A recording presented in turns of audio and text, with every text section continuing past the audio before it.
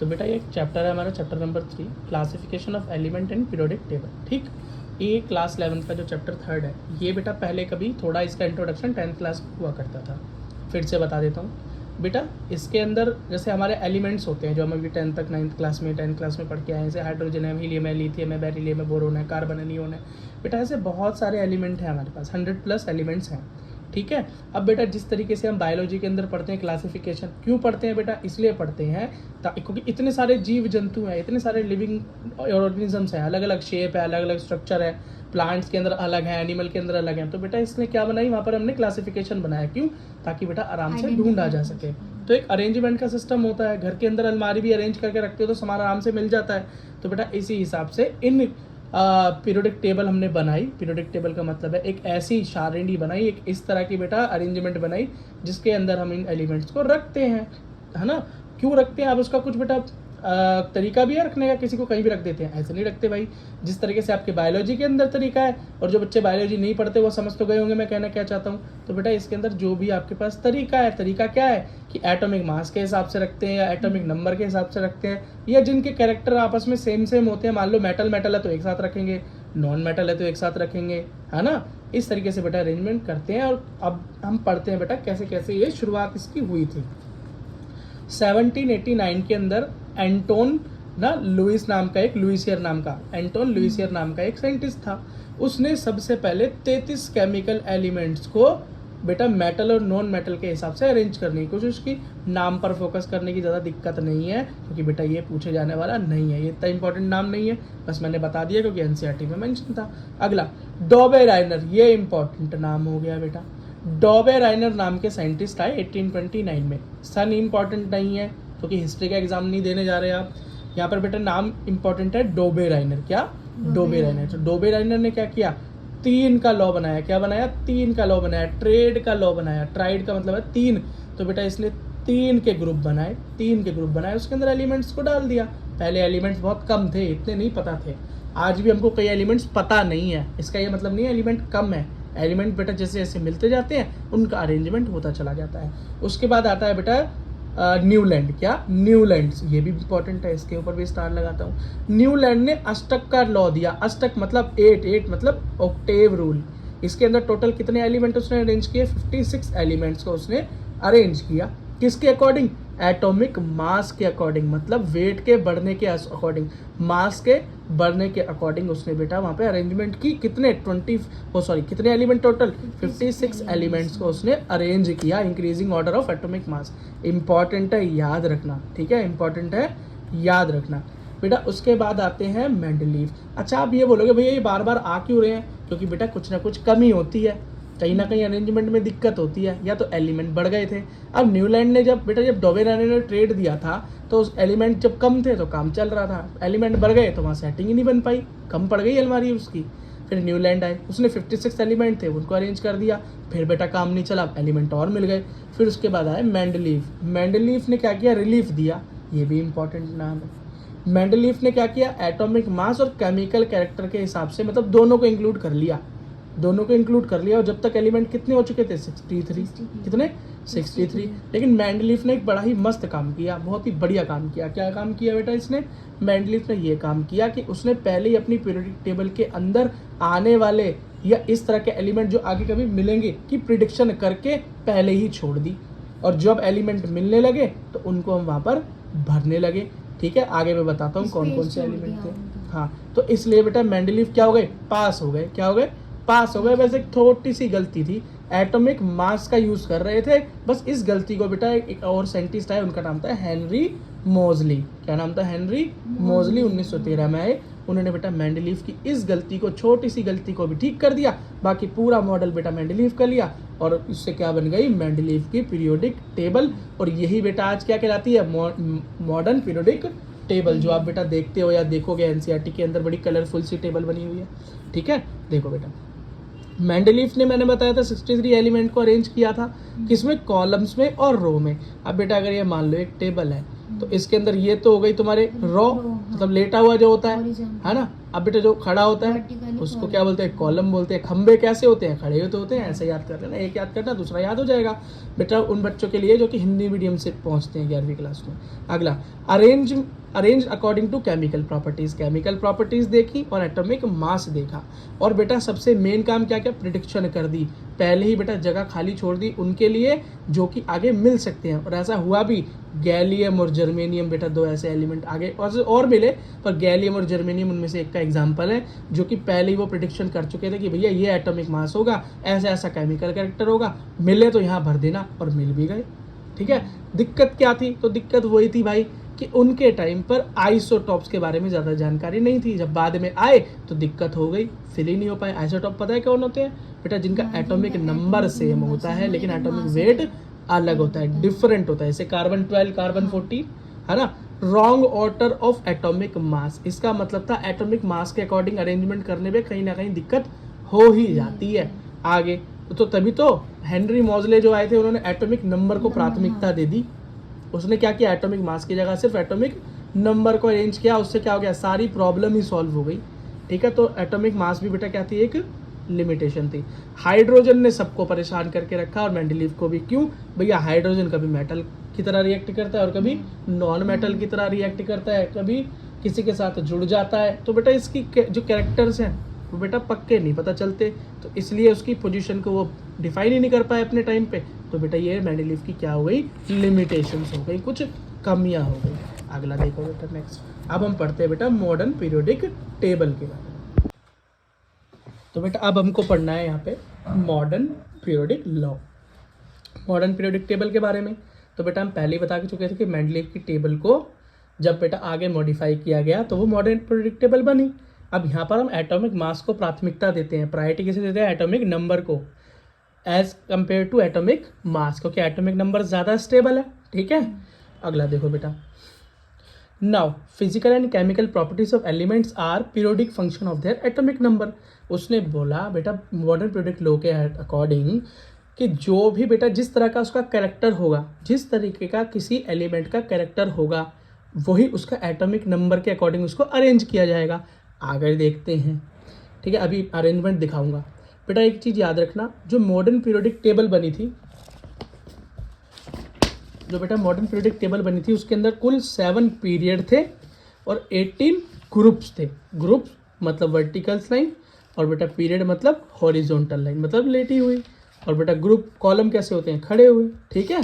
तो 18 थे और टोटल बेटा 7 क्या थे, पीरियड थे। ठीक है।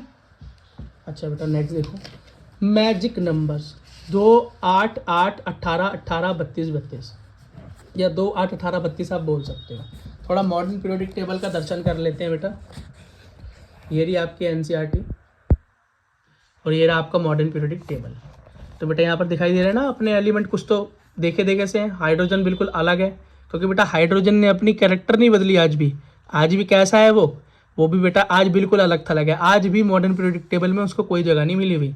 ठीक है। यहाँ पर देखो, ये देखो ग्रुप पहला है ना, फर्स्ट एंड सेकंड ग्रुप है ना। अगला ग्रुप ये लास्ट में अपने हेलोजेंस। इन सब के बारे में बेटा थोड़ी सी धीरे धीरे हम बात करेंगे। ट्रांजिशन मेथड या मेटल्स, इनके बारे में बेटा आराम से बात करेंगे। बस मैं मॉडर्न पीरियोडिक टेबल आपको दिखाना चाहता था कि इसके अंदर 1, 2, 3 ऐसे करेंगे तो टोटल 18 कितने हो गए, ग्रुप्स हो गए। 1, 2, 3, 4, 5, 6, 7 बेटा क्या हो गए इसके अंदर, पीरियड हो गए। ठीक है बेटा, इतनी बात याद रखना। और ये रहे अलग आप। ठीक है बेटा, आगे बढ़ते हैं। तो बेटा इसके अंदर टोटल 7 पीरियड है, 18 ग्रुप है। 2, 8, 18, 32 ये सब, ये 2, 8, 8, 18, 18, 32, 32 ये मैजिकल नंबर्स कहलाते हैं। बेटा इसके बारे में कोई पूछता तो है नहीं, बस थोड़ा नॉलेज में इजाफे के लिए मैं बता रहा हूँ। Element with similar property repeat after an interval. इसने बोला कि बेटा जो भी किसी एलिमेंट की प्रॉपर्टी होगी वो इन नंबर्स के बाद रिपीट होती है अगले एलिमेंट में। इसके बाद इतने नंबर के बाद जो भी एलिमेंट आएगा उसकी प्रॉपर्टी उसी के जैसी होगी। जैसे हाइड्रोजन है, हाइड्रोजन का एटॉमिक नंबर होता है 1। क्या है बेटा, 1। अब हाइड्रोजन में 2 प्लस करूं, पहला मैजिक नंबर। ऐसे ही चलते हैं बेटा, पहला मैजिक नंबर 2 प्लस करूं तो आता है लिथियम। लिथियम की प्रॉपर्टी हाइड्रोजन से मैच करती हैं। अगला बेटा इसके अंदर 8 प्लस करें, क्या 8 प्लस करें तो आ गया सोडियम। की प्रॉपर्टी फिर इससे बेटा मैच करती हैं। आगे आ जाए फिर से क्या, फिर से 8 प्लस करें तो आ गए पोटेशियम पे जो क्या है एटॉमिक नंबर उसका 19 है, प्रॉपर्टीज मैच करती हैं। फिर हो गए बेटे 18 से मैं रुबिडियम पे आ गई, ऐसे सीजियम पे फ्रेंडियम पे आ गई। ठीक है बेटा, तो अब याद रखना ऐसे ही बेटा हमारा पीरियड भी बढ़ता जा रहा है। क्या पीरियड भी बढ़ता जा रहा है। जब पहले पीरियड के एलिमेंट में +2 करते हैं तो सेकंड में आ जाता है। आप बोलोगे अच्छा, तो बोलूँगा हाँ, चेक करके देख लो बेटा।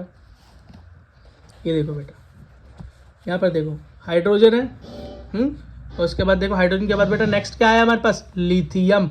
और लिथियम का पीरियड क्या है बेटा 2, देखो 2 है ना।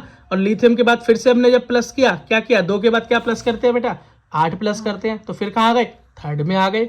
फिर 8 प्लस करेंगे तो फोर्थ में पहुंच जाएंगे। 18, फिर 8 के बाद 18 आता है, 18 प्लस करेंगे फिफ्थ में, फिर 18 प्लस करेंगे सिक्स्थ में, 32 करेंगे तो सेवन्थ में, फिर 32 करेंगे तो 8th में। तो याद रखना 2 8 8 18 18 32 32, 2 8 18 32 याद कर लो। 2 को एक बार, 8 को 2 बार, 18 को 2 बार, 32 को 2 बार। ठीक है बेटा, सिमिलर हो गया। अगला देखो बेटा, आईयूपीएसी नेमिंग। आईयूपीएसी नेमिंग का क्या मतलब हुआ बेटा, आईयूपीएसी नेमिंग का मतलब हुआ कि कुछ बेटा ऐसे एलिमेंट है जो कि अभी मिले नहीं है, लेकिन हमने पता है कि प्रिडिक्शन कर कर छोड़ देते हैं। तो प्रिडिक्शन करके बेटा उनका एक टेम्पररी नाम भी दे ही देते हैं। क्यों, नहीं तो बेटा आगे लड़ाई होती है ना, कि कोई साइंटिस्ट या कोई कंट्री बोलेगी जी हमने ढूंढा तो ये नाम ऐसे रखो, कोई कंट्री बोलेगी हमने ढूंढा तो उसका नाम ये रखो। तो आईयूपीएससी ने क्या किया, आईयूपीएससी को तो जानते ही हो आप, है ना। तो आईयूपीएससी ने क्या किया भैया, इन्होंने तो इंटरनेशनल यूनियन ऐसी बना रखी थी कि उन्होंने नोमेनक्लेचर पहले ही कर डाला कि भैया जो मिलेगा उसका टेम्परेरी नाम दे रहे हैं, परमानेंट के नाम के बारे में सोचा जाएगा। तो कैसे दिया नाम, तो बेटा ऐसे दिया, एटॉमिक जो भी बेटा उसका नंबर होगा उसके हिसाब से उसका नाम दिया गया।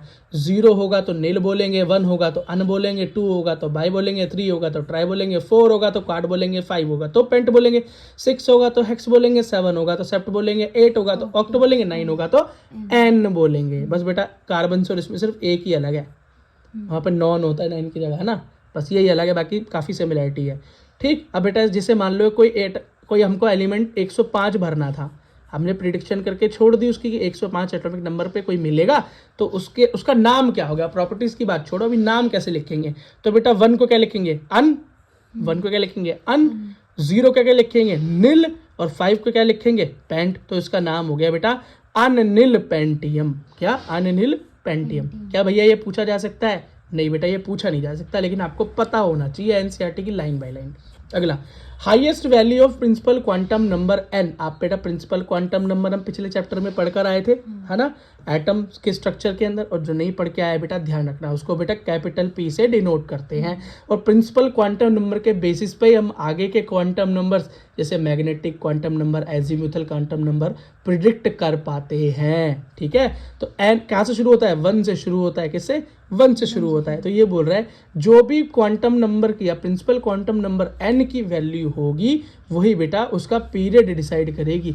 किसी भी एलिमेंट का जो भी बेटा प्रिंसिपल क्वांटम नंबर होगा, जितना भी होगा, वही उसका पीरियड भी होगा। जैसे मान लो किसी एलिमेंट का बेटा हमारा प्रिंसिपल क्वांटम नंबर 1 है, तो उसका पीरियड भी 1 होगा, 4 होगा तो 4 होगा, 5 होगा तो 5 होगा। हाँ ठीक है। अगला देखो बेटा, एग्जाम्पल देखो, जैसे हाइड्रोजन का एग्जाम्पल लिया बेटा। हाइड्रोजन में कितने एटम है, एक एटम है, एक ही। तो इस हाइड्रोजन एटम में कितने वो है इलेक्ट्रॉन, एक इलेक्ट्रॉन है, सॉरी एटॉमिक नंबर इसका 1 है। इसकी बेटा क्या करेंगे, इलेक्ट्रॉनिक कन्फिग्रेशन करो तो क्या होगा, 1s1 में ही हो जाएगा काम, है ना। अब जिसको इलेक्ट्रॉनिक कन्फिग्रेशन नहीं आती बेटा हमारी पिछली वीडियोस देखे, तो हाइड्रोजन कन्फिग्रेशन क्या है 1s1। अब 1s1 के अंदर देखें तो बेटा इसका फिर इसका n क्या हुआ। अब ये n पता है कैसे चलता है जी, n पता चलता है, ये होता है जी नंबर, प्रिंसिपल क्वांटम नंबर क्या होता है, ये आगे, ठीक है, कि कौन सी सब सेल के अंदर है। तो ये है प्रिंसिपल क्वांटम नंबर। तो इसमें 1 है तो इसका पहले पीरियड में मिलेगा। तो हाइड्रोजन कहाँ मिलता है, पहले पीरियड में। अब अगला क्या ले लिया भाई, नाइट्रोजन। इसको देखो बेटा कैसे डिवाइड किया, 1s2 2s2 2p3। कैसे, कितने हो गए टोटल, 2 2 4 4 3 7। ये बेटा इसका क्या है, एटॉमिक नंबर है। हाँ, तो इसके इलेक्ट्रॉन को इस तरीके से डिवाइड किया। इसके पीरियड कितने हो, इसका कौन सा पीरियड होगा, तो इसका बेटा हाईएस्ट नंबर क्या है, प्रिंसिपल क्वांटम नंबर 2, तो 2 इसका पीरियड हो जाएगा। मैग्नीशियम का ले लो, तो मैग्नीशियम का क्या बना, 1s2 2s2 2p6 और 3s2। ठीक है, टोटल गिनो, 2 2 4 4 6 10 10 2 12 12 इसका क्या है बेटा एटॉमिक नंबर है, इलेक्ट्रॉन हमने बेटा क्या इलेक्ट्रॉनिक कॉन्फ़िगरेशन कर दी, तो इसके अंदर बेटा हाईएस्ट क्या बना, प्रिंसिपल काउंटर नंबर 3 तक गया, तो 3 पीरियड हो गया। Element in a period have the same number of atomic orbital, बेटा किसी भी पीरियड के अंदर क्या, किसी भी पीरियड के अंदर जितने भी एलिमेंट हैं उनके एटॉमिक ऑर्बिटल्स बराबर होते हैं, एटॉमिक ऑर्बिटल सब में बराबर होंगे। अगला देखो बेटा, element in a group have same number of valence electron, अब बेटा ये किसी भी ग्रुप के अंदर जितने भी एलिमेंट होंगे उनके वैलेंस इलेक्ट्रॉन बराबर होंगे। तो बेटा वैलेंस इलेक्ट्रॉन के बारे में फिर बता देता हूँ कि लास्ट शेल में, आउटर मोस्ट शेल में बेटा जितने इलेक्ट्रॉन बच जाते हैं वही वैलेंस इलेक्ट्रॉन कहलाते हैं, क्योंकि वो वैलेंस या तो वैलेंसी के लिए मतलब वैलेंस करने के लिए या कि मिलने के लिए या तो देने के लिए या किसी को एक्सेप्ट करने के लिए तैयार रहते हैं। बिल्कुल बिल्कुल। तो बेटा classify the element 4 block depending on the type of atomic orbital that are being filled with the electron. अब बेटा जितने भी मतलब जो इलेक्ट्रॉन्स हैं, सॉरी एटम्स हैं हमारे, इसी बेसिस पे हम क्या करते हैं, भरते हैं। या सीधी सी बात देखो, मैं आपको थोड़ा सा हिंदी में बताता हूँ कि किसी भी एलिमेंट को मैंने क्या किया, इलेक्ट्रॉनिक कन्फिग्रेशन किया, उसका लास्ट इलेक्ट्रॉन जिस भी सब शेल में जाकर पड़ा उसे हमने उसी ग्रुप में डाल दिया। तो बेटा जो मैंने आपको मॉडर्न पीरियोडिक टेबल दिखाई थी उसमें क्या दिखा था, एक सेक्शन ये था, एक सेक्शन बीच में था, एक सेक्शन शुरुआत में था और एक नीचे था। तो वही हमने खुद पढ़ा हुआ है भाई, कितनी सब शेल होती है, एस पी डी और एफ, यही तो सब शेल्स पड़ी थी, एस पी डी और एफ पड़ी थी। तो एस में कौन आएगा, जिसका लास्ट इलेक्ट्रॉन एस में जाए, पी में जिसका लास्ट इलेक्ट्रॉन पी में जाए, डी जिसका लास्ट इलेक्ट्रॉन डी में जाए और एफ जिसका लास्ट इलेक्ट्रॉन एफ में चला जाए, वही है। तो इसी हिसाब से बेटा हमने पीरियोडिक टेबल में क्या कर रखी है, ग्रुपिंग की हुई है। समझ में आ गया। और याद रखना जिस भी ग्रुप के अंदर वो होंगे सेम केमिकल प्रॉपर्टीज दिखा रहे होंगे। ठीक है, मॉडर्न पीरियोडिक टेबल के थोड़े से दर्शन करवा देता हूँ आपको। तो ये देखो आपका क्या हो गया, ये हो गया जी आपका एस ग्रुप। यहाँ पर आपको बीच वाला ग्रुप एक और नजर आया, इसको क्या बोलोगे बेटा, डी ग्रुप। लास्ट वाला ये मिला, ये इसको क्या बोलोगे बेटा, पी ग्रुप। और ये नीचे वाला आपका एफ ग्रुप हो गया। ठीक है बेटा, अगली चीज देखो जरा, एस ब्लॉक एलिमेंट्स के बारे में थोड़ा सा जानकारी लेते हैं। तो एस ब्लॉक एलिमेंट कौन है, ग्रुप 1 और 2। क्या, ग्रुप 1 और 2। ठीक है, तो एग्जाम्पल क्या है, लिथियम आ गया, कैल्शियम आ गया। क्या आ गया, लिथियम आ गया बेटा और कैल्शियम आ गया। लिथियम को बेटा क्या है, एटॉमिक नंबर 2, इसके इलेक्ट्रॉनिक कन्फिगरेशन क्या है, 1s2 2s2 2s1 sorry 1s2 2s1। तो यहाँ देखो ये 3 नंबर पे है, तो 3 है। जब हमने इसके इलेक्ट्रॉन को फिल किया तो लास्ट सबशेल क्या आया, एस सबशेल आया। कैल्शियम को क्या दिखाया, 1s2 2s2 2p6 3s2 3p6 और फिर आता है बेटा 4s2।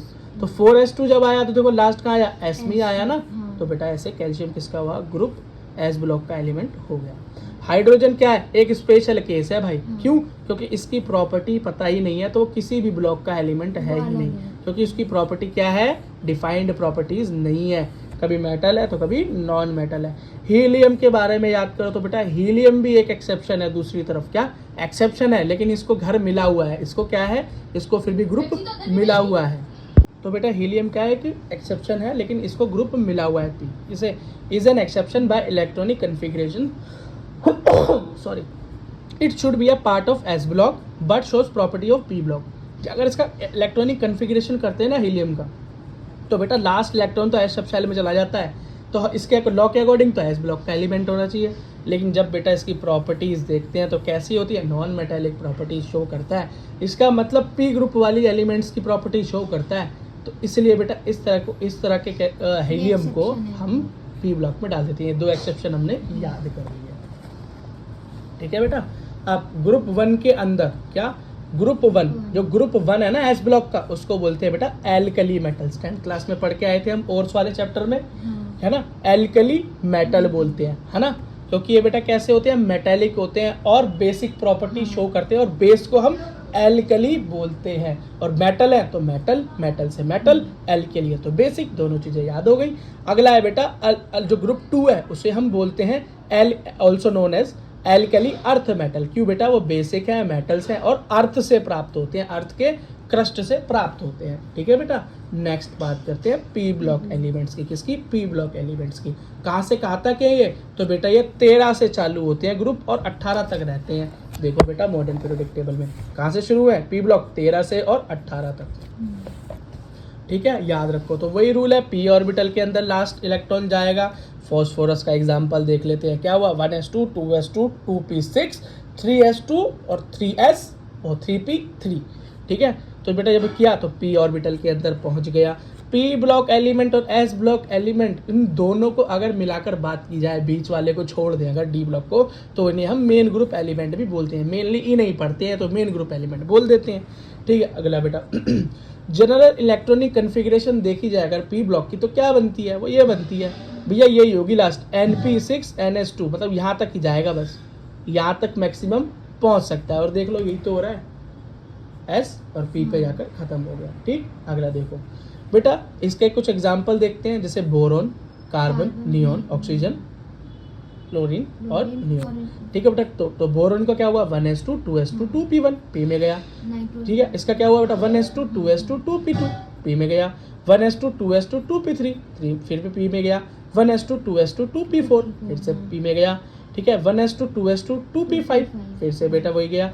1s2 2s2 2p6, फिर से बेटा p में गया। ठीक है, अब बेटा अगला देखो, ग्रुप 18 जो है, क्या है, ग्रुप 18, इसके बारे में स्पेशल पढ़ना पड़ेगा जी। ये देखो क्या है, ग्रुप 18, इसको नोबल गैस भी बोलते हैं, या क्या बोलते हैं बेटा, नोबल गैस भी बोलते हैं। क्यों बोलते हैं भाई, क्योंकि इनकी तो भैया सारी शेल क्या है, कंप्लीट है। ऑर्बिटल क्या है, शेल क्या है, कंप्लीट है। इनको ना तो किसी को इलेक्ट्रॉन देना ना किसी से लेना, तो ये क्या है, हाईली नॉन रिएक्टिव है, स्टेबल है। नोबल का इसके तो मतलब है जेंटलमैन है जी, ना लड़ाई करते ना लड़ाई मोल लेते, बेटा चुपचाप शांति से बैठते हैं, नो रिएक्शन। ठीक है, याद रखना। अगला देखो बेटा, डी ब्लॉक एलिमेंट के बारे में समझो। डी ब्लॉक एलिमेंट्स की बात करें तो क्या है, ग्रुप 3 से 12। देखो बेटा ये रहे ग्रुप 3 से 12। हाँ, ये देखो बेटा, देखिए 3 से शुरू है और यहाँ 12 तक, ये येलो येलो दिखाई देगा। ठीक है बेटा, याद रखना। तो वही है, last electron enter into any of the inner D orbital. ये भैया बोलोगे इनर का क्या मतलब हुआ, तो बेटा अभी तक तुम ये पढ़ते हैं कि जो जिस भी ग्रुप का एलिमेंट है उसी ग्रुप के उसी नाम के सब शेल में इलेक्ट्रॉन लास्ट चला जाएगा। होता तो यहाँ भी ऐसा ही है, लेकिन बेटा यहाँ पर क्या होता है, डी ग्रुप को बस आ जाना चाहिए, डी ग्रुप बस आ जाना चाहिए। अगर आ गया सेकंड लास्ट पे तो वो डी ग्रुप एलिमेंट कहलाते हैं। लास्ट में डी मिलेगा ऐसा मत सोचना, क्यों बेटा, जब हुंड्स रूल के अकॉर्डिंग इलेक्ट्रॉन भरे जाते हैं ना, तो सब शेल के अकॉर्डिंग जब भरते हैं तो डी के अंदर ही लास्ट इलेक्ट्रॉन भरा जाएगा। ठीक है, एस को तो पहले ही फिल कर दिया जाएगा। जिसको बेटा हुंड्स रूल नहीं पता वो बेटा जाकर पुरानी वीडियो देख ले और तब बेटा इसको पढ़े, तो आपको क्या होगा, एकदम क्लैरिटी हो जाएगी, है ना। अगला देखो, last electron to be filled in d orbital, वो तो पता ही है भैया, अब बाउ प्रिंसिपल हुंड्स रूल के अकॉर्डिंग तो वहीं जाएगा। But d is not the last, outermost नहीं होगा इस कंडीशन में। ठीक है, d block elements are work as the bridge. बेटा एस ब्लॉक और डी पी ब्लॉक के बीच में तो क्या है, डी ब्लॉक एलिमेंट है, इन दोनों के बीच में जोड़ने का काम करता है, तो इसलिए बेटा उसको ट्रांजिशन भी बोलते हैं। ट्रांजिशन का क्या मतलब है, बदलाव। क्या होता है, मेटल से नॉन मेटल हो जाते हैं। नॉन मेटल कौन है जी, हमारे पी ब्लॉक वाले। मेटल कौन है, एस ब्लॉक वाले। तो उन एस ब्लॉक से पी ब्लॉक के बीच में जो बदलाव हो रहा है वो ट्रांजिशन एलिमेंट्स है। ठीक है, अच्छा अगला देखो भाई, इनका जनरल कॉन्फ़िगरेशन क्या होगा, यही होगा जी, डी और एन एस कुछ होगा, मतलब एस ऑर्बिटल एंड में आएगी, डी होगा सेकंड लास्ट। तो देखो बेटा यहाँ पर इलेक्ट्रॉनिक कॉन्फ़िगरेशन यही बनी ना। अब एफ ब्लॉक एलिमेंट्स के बारे में पढ़ते हैं, जो कि अलग थलग अकेले छोड़ दिए गए हैं। इनका लास्ट इलेक्ट्रॉन वही इनर मोस्ट एफ ऑर्बिटल के अंदर जाएगा, वही सेम डी ब्लॉक वाला रूल यहाँ पर यूज होगा। मतलब हाँ, इसके अंदर बेटा एफ में जाना चाहिए, लेकिन एफ बिल्कुल लास्ट सब शेल हो ये जरूरी नहीं। लेकिन बेटा अब बाउ प्रिंसिपल हुंड्स रूल का यूज करते हुए जब हम इलेक्ट्रॉन भरेंगे तो लास्ट तो एफ में ही करेंगे ना, है ना। एस से शुरू करेंगे, फिर पी में, फिर डी में, फिर एफ में जाएंगे। तो बेटा यहाँ पर वहाँ पर सेकेंड लास्ट था, यहाँ थर्ड लास्ट में क्या होगा, एफ होगा। ठीक है, अगला देखो। अच्छा, इलेक्ट्रॉनिक कॉन्फ़िगरेशन अलोंग ग्रुप्स। अब भैया इलेक्ट्रॉनिक कॉन्फ़िगरेशन क्या क्या होंगी वो तो हम बेटा क्वेश्चन करते आ ही रहे हैं, एक आध और कर लेते हैं। S block element for number is equals to number of valence electron. देखो group number is equals to number of valence electron. जो बेटा ग्रुप का नंबर होगा उससे हमें ये भी पता चल जाएगा इसका वैलेंस इलेक्ट्रॉन कितना है। वैलेंस इलेक्ट्रॉन कितना है, जैसे सोडियम लेते हैं 1s2 2s2 2p6 3s1, क्या 3s1। ये क्या बचा भैया वैलेंस इलेक्ट्रॉन, इसके अंदर लास्ट में कितना इलेक्ट्रॉन बचा, ये तो पता चलेगा एक बचा जी। ये कितना बचा, एक बचा। दिखाई दे रहा है यहाँ पे इलेक्ट्रॉनिक कन्फिग्रेशन करने के बाद, ये तो मतलब वैलेंस इलेक्ट्रॉन आ गया एक, तो इससे क्या पता चलता है, ग्रुप का नंबर भी पता चल जाता है। हाँ भैया, सोडियम का ग्रुप होगा एक, चेक कर लेते हैं, क्रॉस चेक कर लेते हैं, हम तो नहीं मान रहे बात को। तो बेटा लो जी, सोडियम को चेक किया तो इसका ग्रुप नंबर कौन सा आया, एक, फर्स्ट ग्रुप का मेंबर निकला। ठीक है, तो कभी भी बेटा रूल्स पे शक नहीं करने का, भी रूल्स मैंने नहीं, साइंटिस्ट ने बनाए हैं। अगला देखो, अगला for p block element, p block element की बात करें, the group number is equals to 10 plus number of valence electron. इसका मतलब है भाई जो भी एंड में इलेक्ट्रॉन निकले उसमें 10 प्लस कर देना, ग्रुप का नंबर निकल आएगा। ठीक है, कैसे, अगला एक लेकर देख लेते हैं। पी ब्लॉक का नाइट्रोजन ले लिया, 1s2 2s2 2p3, पी में तो जाएगा ही जाएगा। हाँ ठीक है बेटा, अब p3 में चला गया, 3 इलेक्ट्रॉन क्या बचे जी, है 3 इलेक्ट्रॉन क्या बचे, 3 क्या बचे बोलो, वैलेंस इलेक्ट्रॉन। लेकिन डैड ऐसे नहीं निकाला जाता। ठीक है, अब हाँ अब मैं बता रहा हूँ कैसे निकाला जाता है। तो बेटा वैलेंस इलेक्ट्रॉन जो टोटल निकाले जाते हैं वो 5 निकले। कैसे निकले बेटा, यहाँ पर देखे जाते हैं 2 आउटर मोस्ट शेल्स, क्या 2 आउटर मोस्ट शेल्स, ये है रूल। क्या है बेटा, रूल, 2 आउटर मोस्ट शेल देखे जाते हैं। क्यों बेटा, यहाँ भी ये 2 प्रिंसिपल क्वांटम नंबर, यहाँ भी क्या है 2 same principal quantum number. Maximum quantum number देखते हैं भाई प्रिंसिपल। यहाँ पर देखो, यहाँ पर इस कंडीशन में 1 था, 2 था, 2 था, यहाँ पर क्या था 3 के बाद कोई और 3 है क्या, नहीं है ना। तो यहाँ पर मैक्स सबसे बड़ी आउटर शेल सबसे बड़ी ये हो गई भाई एस, इसलिए इसमें कितने इलेक्ट्रॉन है, काम हो गया। लेकिन एक और 3 होता है इसके आगे कोई, तो हम क्या करते हैं उसको भी इसके साथ जोड़ते। लेकिन इस कंडीशन में हमें क्या दिख रहा है, 1s 2s 2p, 2s भी है और 2p भी है। इसका भी बेटा प्रिंसिपल क्वांटम नंबर सेम, इसका भी प्रिंसिपल क्वांटम नंबर सेम। तो ये दोनों के जो भी इलेक्ट्रॉन टोटल है वो ही मेरे वैलेंस शेल इलेक्ट्रॉन होंगे। वो क्या है, p में 3 और s में 2, दोनों मिला के हो गए 5। और बेटा p के लिए रूल क्या था कि 10 प्लस कर दो नंबर ऑफ वैलेंस इलेक्ट्रॉन में, ग्रुप पता चल जाएगा। तो 10 प्लस 5 क्या हुआ, 15 ग्रुप निकलना चाहिए। तो नाइट्रोजन 15 ग्रुप में है। और बेटा जरा चेक कर लेते हैं।